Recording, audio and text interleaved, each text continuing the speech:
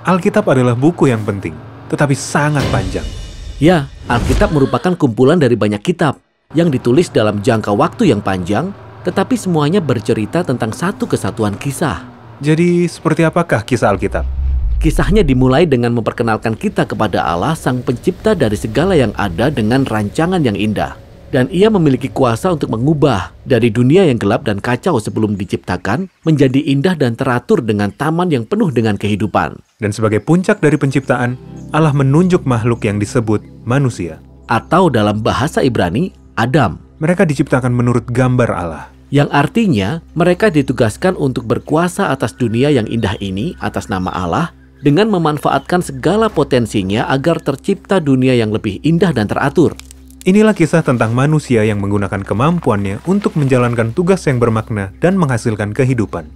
Namun, pertanyaannya adalah, bagaimana? Ya, manusia kini menghadapi pilihan dalam bentuk sebuah pohon yang berbuah.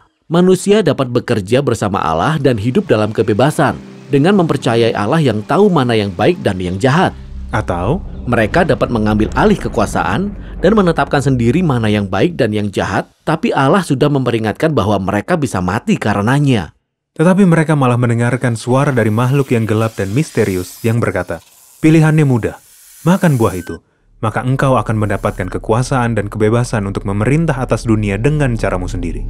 Maka mereka mengambil alih kekuasaan dan sebagai akibatnya, mereka menjadi penuh curiga dan selalu ingin melindungi diri sendiri. Hubungan antar manusia pun rusak dan terjadi perebutan kekuasaan dengan kekerasan. Hingga pada akhirnya ada satu peradaban yaitu Babel yang menganggap kejahatan sebagai kebaikan. Maka Allah mencerai-beraikan peradaban manusia yang jahat ini. Dan dari sini, kisah Alkitab mengalami perubahan yang penting. Mari kita perhatikan kisah seorang pria dan wanita yang pergi meninggalkan Babel, yaitu Abraham dan Sarah. Ya, Allah berjanji bahwa dari mereka akan datang umat yang baru, yaitu bangsa yang akan punya kesempatan lagi untuk membuat pilihan yang tepat. Dan jika berhasil, mereka akan membuka jalan baru bagi seluruh umat manusia. Itulah sebabnya mengapa kisah selanjutnya dalam Alkitab adalah mengenai keluarga ini. Namun kisahnya tidak berjalan dengan baik. Meskipun Allah sendiri yang menuntun mereka, keturunan Abraham kembali terjerumus ke dalam godaan yang sama, yaitu menentukan mana yang baik dan yang jahat dengan cara mereka sendiri dan bukannya dengan cara Allah. Bahkan saat orang-orang terbaik mereka berkuasa, yaitu para penguasa yang mencintai tuntunan Allah dan memiliki hikmat ilahi, mereka pun ikut terjerumus.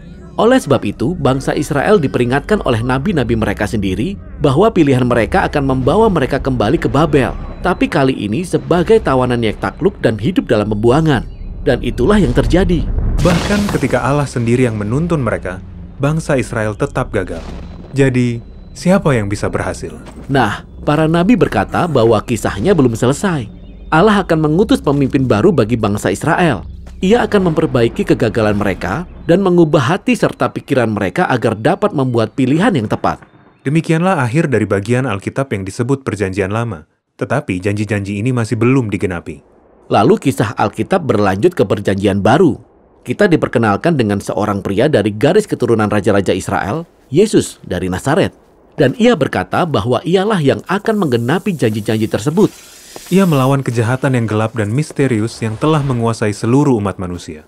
Lalu ia memberitakan bahwa Allah telah datang untuk memerintah atas dunia melalui dirinya. Yesus mengajarkan apa yang baik dan yang jahat menurut Allah. Dan ia berkata bahwa kuasa yang sesungguhnya ada pada melayani orang lain. Menurut Yesus, orang-orang yang mengasihi orang miskin dan bahkan mengasihi musuh-musuhnya adalah orang-orang yang sesungguhnya berkuasa atas dunia.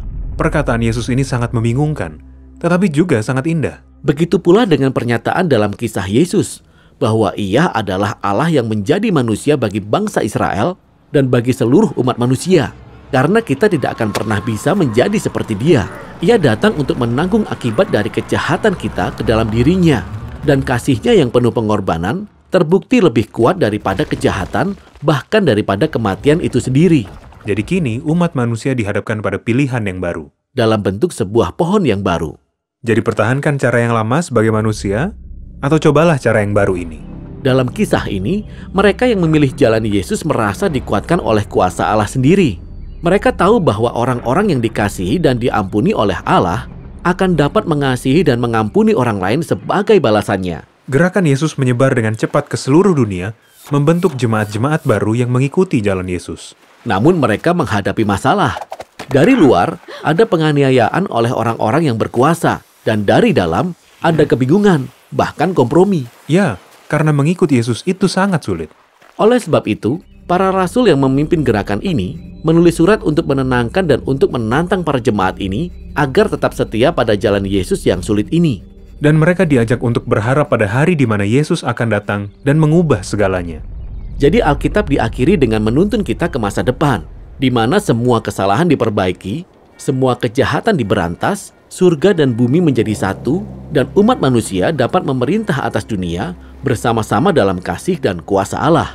Jadi demikianlah kisah Alkitab yang telah menyatukan semua kitab-kitab ini. Namun yang menarik adalah setiap kitab memiliki gaya penulisan yang berbeda, yang memperkaya setiap kisah secara unik. Dan inilah yang akan dibahas dalam video berikutnya.